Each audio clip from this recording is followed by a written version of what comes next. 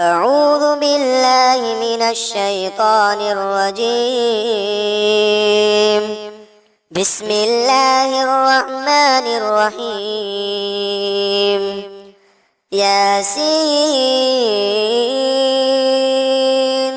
والقرآن الحكيم إنك لمن المرسلين على صراط مستقيم تنزيل العزيز الرحيم لتنذر قوما ما أنذر آباؤهم فهم غافلون لقد حق القول على أكثرهم فهم لا يؤمنون إنا جعلنا في أعناقهم أغلالا فهي إلى الأذقان فهم مقمحون وجعلنا من بين أيديهم سدا ومن خلفهم سدا فأغشيناهم فهم لا يبصرون وسواء عليهم أنذرتهم أم لم تنذرهم لا يؤمنون إنما تنذر من اتبع الذكر وخشي الرحمن بالغيب فبشره بمغفرة وأجر كريم إنا نحن نحيي الموتى ونكتب ما قدموا وآثارهم وكل شيء أحصيناه في إمام مبين واضرب لهم مثلا أصحاب القرية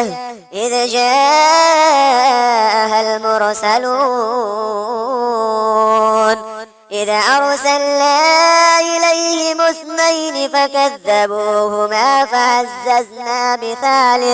بثالث فقالوا إنا إليكم مرسلون قالوا ما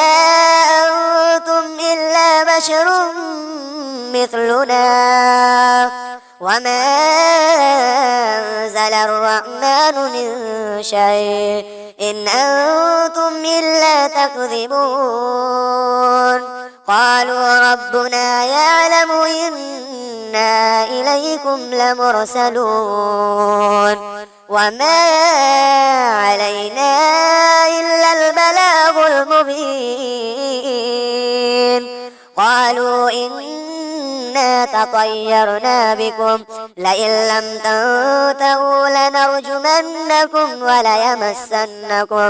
وليمسنكم منا عذاب أليم قالوا طائركم معكم أئن ذكرتم بل أنتم قوم مسرفون وجاء من أقصى المدينة رجل يسعى قال يا قوم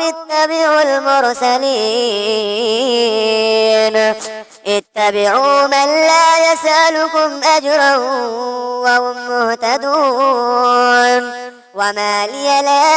أعبد الذي فطرني وإليه ترجعون أتخذ من دونه آلهة إن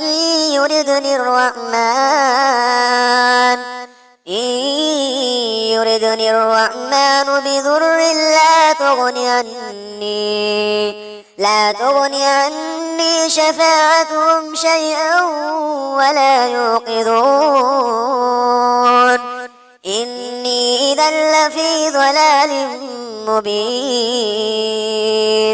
إني آمنت بربكم فاسمعون ادخل الجنة قال يا ليت قومي يعلمون بما غفر لي ربي وجعلني من المكرمين وما أنزلنا على قومه من بعده من جود من السماء وما كنا منزلين إن كانت إلا صيحة واحدة فإذا هم خامدون يا حسرة على العباد ما يأتيهم من رسول إلا كانوا به يستهزئون ألم يروا كم أهلكنا قبلهم من القرون أنهم إليهم راجعون وإن كل لما جميع لدينا محضرون وآية لهم الأرض الميتة أحيينا وأخرجنا منها حبا فمنه يأكلون وجعلنا فيها جنات من نخيل وأعناب وفجرنا فيها من العيون ليأكلوا من ثمره وما عملته أيديهم أفلا يشكرون سبحان الذي خلق الأزواج كلها مما تنبت الأرض